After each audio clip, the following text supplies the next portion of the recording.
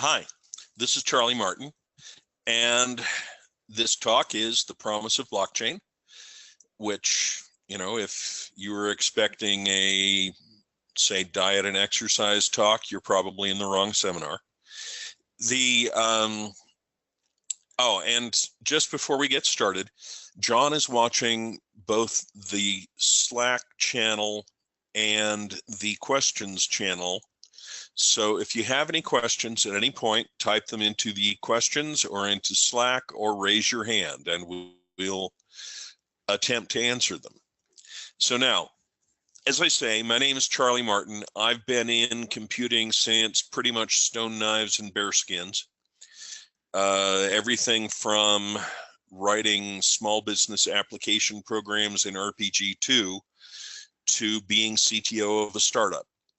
And throughout that time, one of my special interests has been highly reliable, available, and trustworthy computing, which led me into security and things like that, cryptography. And so that led me to have an interest in blockchain when it showed up. What we're going to talk about today is the promise of blockchain. And in the course of that, we're going to hit 4 topics: what blockchain is not, what blockchain is, how blockchain works, and most importantly, how can blockchain be used? Okay, here's the first point. Blockchain is not Bitcoin. We hear a lot about Bitcoin because Bitcoin is really exciting.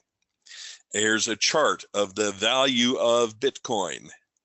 And you can see that it's been pretty exciting. That goes from September 2017 until just recently. And in fact, that part of the chart is even more exciting looking. Too exciting. When something's value doubles and then drops back by half in the course of a few weeks, it's got to be kind of exciting and get a lot of attention. There's been a Bitcoin furor, a Bitcoin bubble even. Well, the Bitcoin furor has led to blockchain hype. For example, the Long Island Iced Tea Company changed its name to the Long Blockchain Corp. After receiving an ultimatum from NASDAQ to get its market value above 35 million. By changing its name, it basically doubled that 35 million boundary, and it's stayed above 35 million since then. What's important to notice about this is they said some things about how we were going to do some blockchain stuff. Yeah, sure. But they're an iced tea company. They had no connection to blockchain other than liking the name. But blockchain really is much more than the hype. It's much more than the bubble. The blockchain is the enabling technology for Bitcoin and other cryptocurrencies because it allows them to maintain a trustworthy record of transactions that is updated fast enough that it's impossible to make multiple payments with the same Bitcoin. But blockchain is not just for cryptocurrency, it's bigger. To understand how it's bigger, we need to think about ledgers. The best way to understand something like a ledger is to step back from the name, think about what it does. A ledger is permanent, trustworthy, and auditable. It provides a record of transactions or events over time. Now, blockchain is just a ledger. That's the scare quotes are there because blockchain is because we just don't think about ledgers very often. They're so commonplace that we forget about them. In fact, though, they're so much a part of civilization that they were actually invented before full writing systems were invented. It turns out that the first recorded name in history was the signature of an accountant on a mud brick record of clay tablet record of a transaction. Now, how do you make a ledger? A traditional ledger is a bound book with numbered pages and indelible written transactions. And here's a old-fashioned handwritten ledger. And it's clear I'd never have been an accountant because my handwriting doesn't look anything like that. But you can see that each of the transactions is recorded in ink, and there are notational conventions to make sure that blank spaces can't be used to slip in a transaction later. Now, physical ledgers are hard to corrupt and forge undetectably. The pages are numbered, the transactions are in sequence, and they're in indelible ink. You can't erase them, but they're hard to access. You have to go to where the book is. They're easy to destroy. Think of the cowboy shows where someone talks about the courthouse burning down. They're hard to back up. Blockchain ledgers have the good qualities of a physical ledger. They're hard to forge or corrupt undetectably, and we'll talk a little bit about why in the next section. They're easy to access. Being electronic records, they can be distributed, and in fact, they generally are distributed among many shared nodes. And all of those shared nodes that are participating in a particular blockchain automatically keep a backup of all transactions. That makes them very reliable and hard to destroy, even if you want to destroy them maliciously, because you have a lot of shared nodes.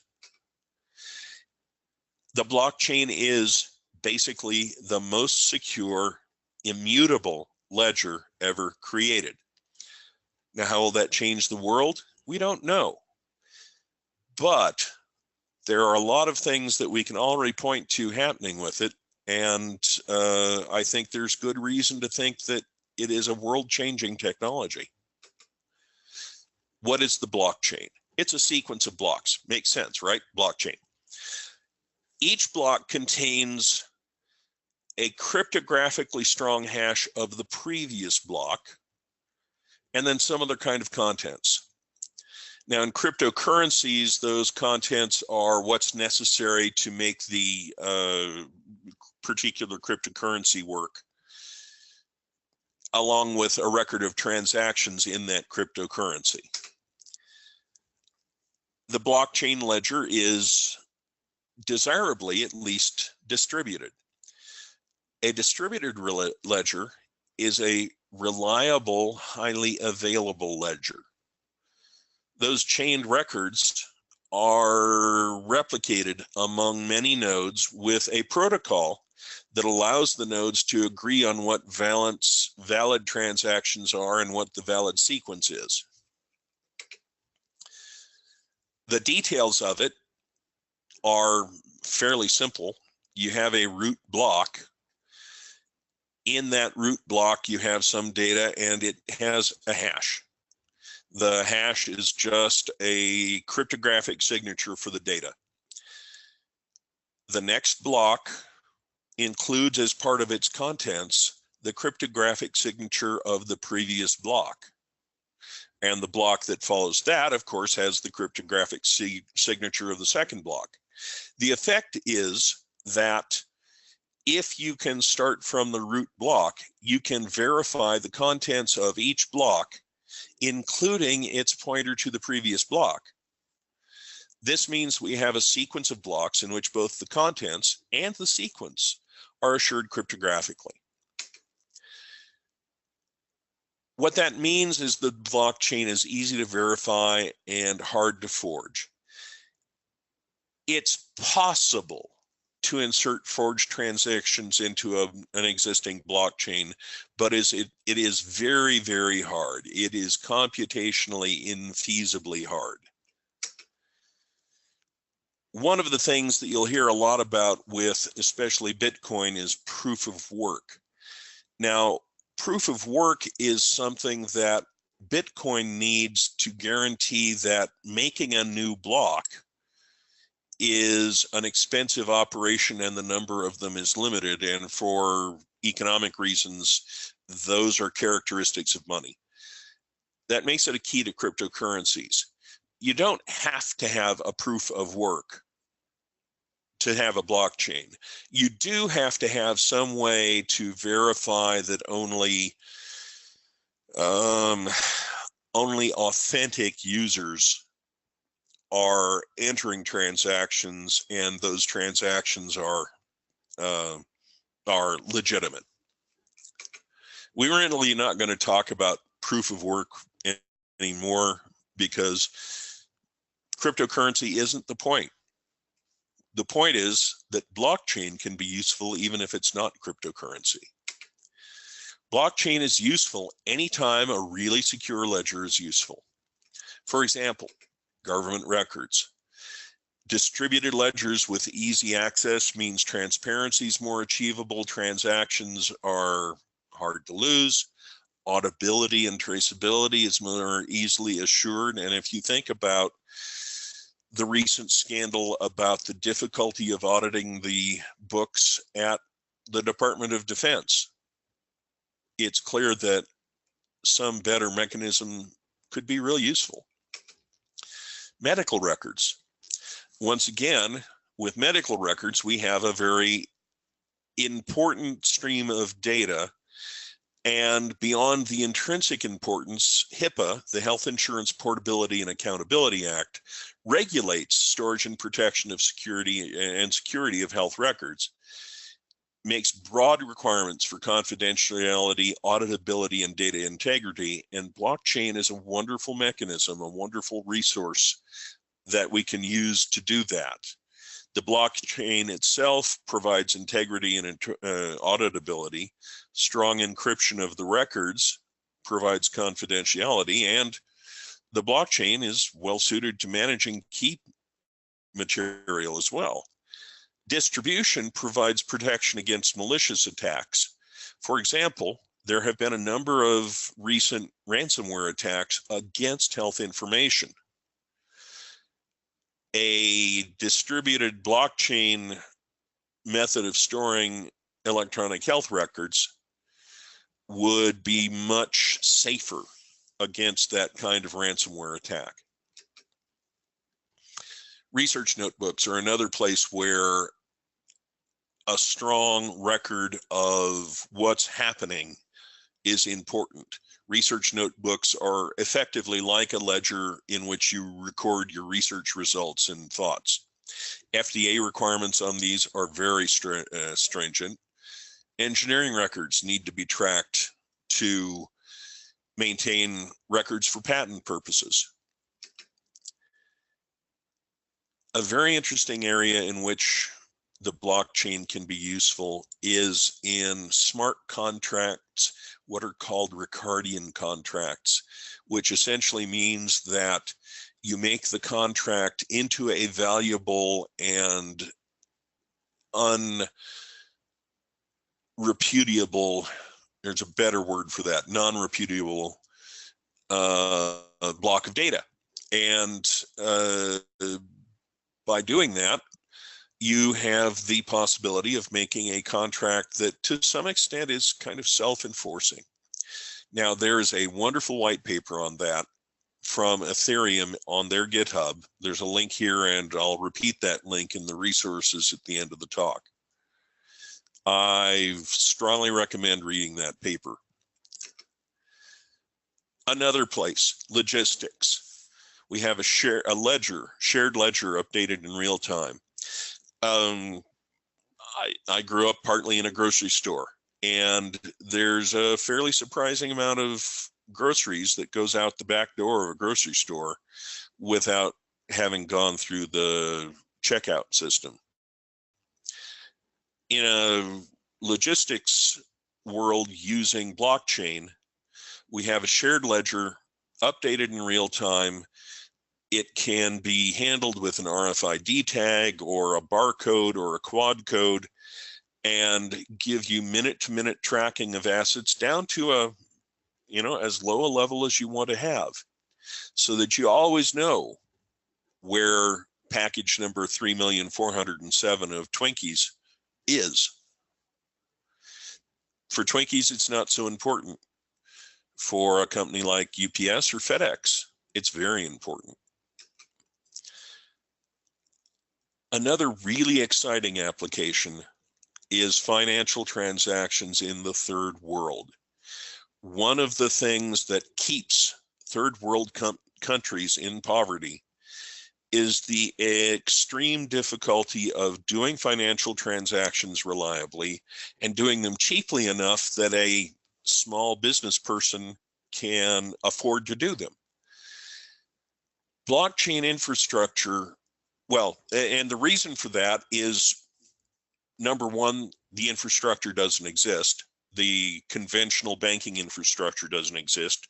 Number two, those infrastructure facilities usually depend on the government, and the governments of these countries are often quite unstable, inefficient, and frankly corrupt.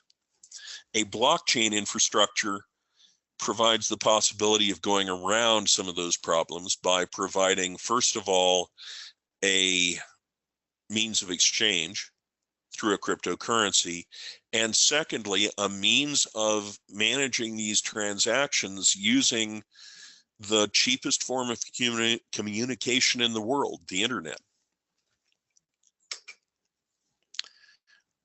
Yet another one, and this is a little bit of an unexpected one. A company called Storj, S-T-O-R-J, has a service that allows you to rent your unused disk storage to others. They use a blockchain to track the location of the encrypted blocks of data that are being stashed in your spare space on your disk. And they also use cryptocurrency to pay the rent. Now, one thing that I haven't really mentioned here, but I want you to think about, is social media. Social media, social networks. Anonymity is an important feature of current social networks, but it's also possible that we'd like to have some verification of validity, and applying blockchain to social networks has real promise for that. And whether that's a good thing or not, I suppose, is something you'll have to decide for yourself. But that leads us into our final topic to consider, and that's the social impact of blockchain. What will blockchain mean to us? It means decentralization is possible. We can decentralize records of anything from, bank transactions to the location of packages of, Hostess cupcakes. The other side of decentralization is that there's a certain loss of control. There's no central controlling authority that can manage that. And that has advantages and disadvantages. Cryptocurrencies are still probably the biggest use of blockchain. And cryptocurrencies provide a way around the possible controls of repressive regimes. But the other side of that is that they also provide a mechanism for exchange in the dark web. Those ransomware attacks we talked about before usually ask for payment in bitcoins. And the third thing is transparency. Because of the distribution, because of the shared nature of the blockchains, transactions are available to any node that is cooperating with the blockchain. which makes transparency more possible. But is transparency always good? Do we always want to have everyone have access to all the information? I don't have an answer for that. I think it's a question that pretty soon we're going to have to find an answer for. And so, conclusions to summarize. Really what we're talking about here is the Bitcoin bubble versus blockchain's promise. Now, whether Bitcoin and other cryptocurrencies will prove enduring is unknown. Governments are beginning to step in, and of course we saw the way that the value of Bitcoin has fluctuated. But the Bitcoin mania has concealed the real promise of the blockchain, which has a, so far, I think, untapped potential for innovation. I don't think it's unfair to say that the blockchain will have at least as big an impact on business as the internet has. And right now, we're in a position where all the possibilities are open, and everyone in the IT business needs to be thinking about how they can be exploited. So here's some resources. The items that I talked about in the talk are there at this top, and then below there are some general resources. Coindesk.com has a lot of really good information. I'll particularly suggest that you should look at this link for applications and use cases of blockchains. ICO Alert is a site tracking initial coin offerings, which are a new way of financing startup endeavors. As they are tracking those financing operations, they're a very good place to look for what the bleeding edge of blockchain technology is. And then finally here, there's a link here to lop.net. Their Bitcoin page is an excellent collection of dozens or hundreds of links to resources about Bitcoin, cryptocurrency, blockchain, and so forth. If you want to learn about, excuse me, if you want to learn about what blockchain is and can do, you can do a lot worse than start by reading that page.